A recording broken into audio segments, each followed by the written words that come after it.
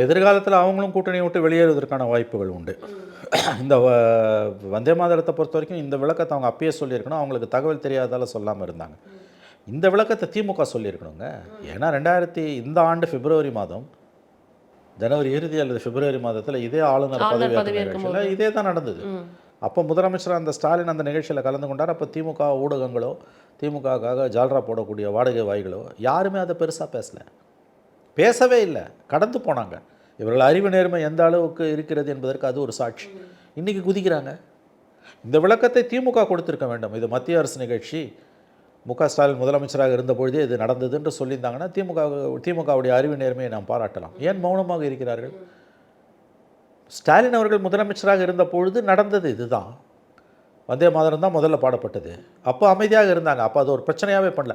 இன்றைக்கி ஒருவேளை வெற்றி பெற்று முக ஸ்டாலின் முதலமைச்சராக பதவியேற்றிருந்தாலும் இதுதான் நடந்திருக்கும். ஏன்னா அது மத்திய அரசோட கட்டுப்பாட்டில் இருக்கக்கூடிய இடம் அது.